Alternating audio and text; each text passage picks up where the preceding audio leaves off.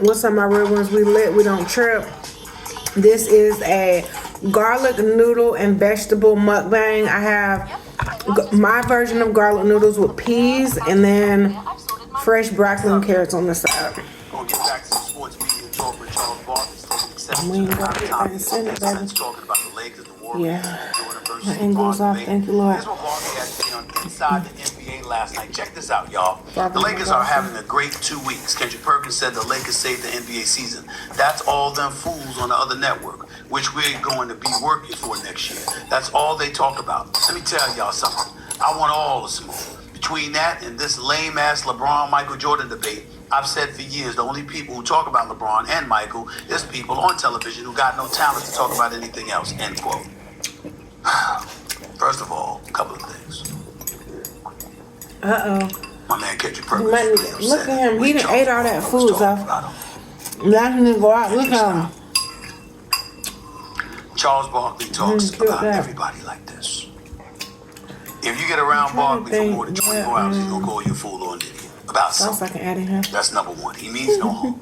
There's only one person in media Charles Barkley hates, and we all know who that is. Okay?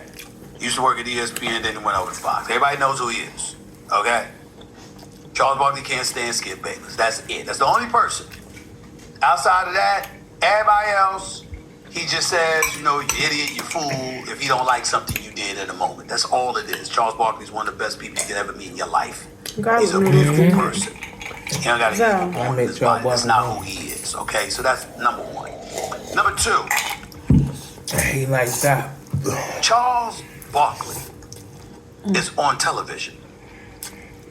Knowing television is something he leaves to Ernie, as in the great Ernie Johnson. This is delicious.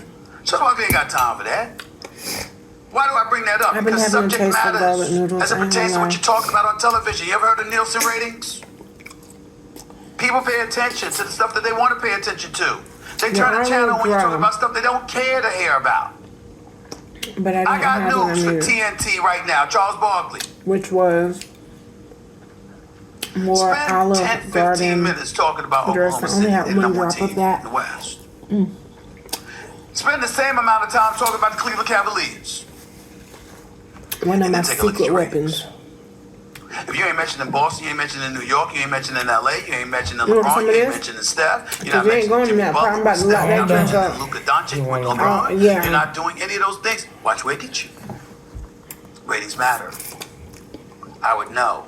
I've been blessed and fortunate enough to win at them for the last 13 years. I'm definitely not. I'm not gonna give me a one-quick show like inside the It's dry. Yeah, but you know what? If I had that Subway sauce, Ernie handles a lot of that. No, but I thought what's funny. I thought we had more of that olive tree sauce, Olive Garden sauce. That Subway sauce with a bun. You can put one little drop on it, whip it up. Hold up. Charles Barkley's the same person that says literally for the network. I don't know why the hell anybody Any of the Italian dressings are good in it. If it's a particular case, it's disgusted by. I don't know why anybody would pay attention Any to of the Italian dressings are good. Matter of fact, I'm gonna put some in the actual whole pan. Watch, taste that.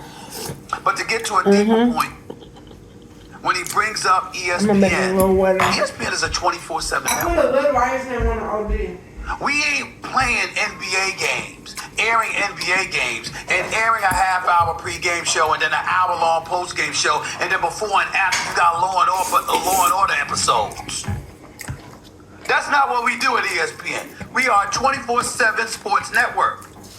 So you're going to find yourself talking about things, even regurgitating things, getting into stuff, talking about things, giving people ideas about narratives and all of that stuff. That's the kind of thing people think about. All of these, but I just didn't want to. You ain't got to do too much. They're good. No, I know. But I'm just saying, I just want a little teeny more going off and calling us for the flavor. At ESPN, he acknowledged but I wanted the Olive Garden. And what you think Charles Barkley gonna be doing? And what kind of narratives you think he's gonna be creating? Charles Barkley ain't never created any narrative. Charles Barkley ain't never opened his mouth and said, yo, blah, blah, blah. And that ended up being a story the next day. You killed. Didn't Charles Barkley? I'm gonna rewind and tape. I got called out by LeBron. Did you see what LeBron did with Charles Barkley years ago? Okay. And Charles Barkley had to address it by saying he wasn't gonna get personal. Man, that junk so good, man. And I think it's only because I had a taste for this. How many people has Shaq got into it with? It happens. It all contributes to great television. And the best part about it is that it's not manufactured. It's what really people are thinking about and talking about and what's on their collective minds. It just so happens to be manufactured in a good television. Where's the crime? Barkley's gonna go off about that. He was disgusted that Big Perk said the Lakers have saved the NBA. I didn't agree with Perk's take, but it wasn't like it should be summarily dismissed. You trying to tell me that Luka Doncic, being in the second largest market in the United States, playing for maybe the second, arguably the greatest sports franchise in NBA history in the Los Angeles Lakers, you trying to tell me that's not a good angle? You trying to tell me that Luka and the Lakers potentially making a championship run isn't a relevant storyline? Is that what you're trying to tell me? Of course it is. That Italian brought it back to life. Of course it matters. That's how it goes.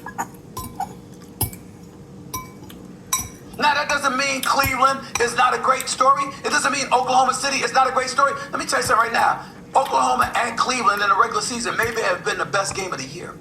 That was a phenomenal game. And if they were to meet each other in the NBA Finals, it would be phenomenal. But you're trying to tell me people don't want that, or people do want that more than they want Boston versus LA? How about LA going up against Cleveland with LeBron going up against his old franchise in an effort to try and capture an NBA championship, which would give him 5, which would tie him with Kobe Bryant, which would make people say there's nothing to discuss because he won a championship at the age of 40. He is officially the GOAT over Michael Jordan. You trying to tell me that nobody would care about those storylines?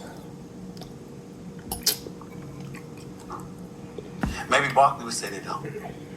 Storylines.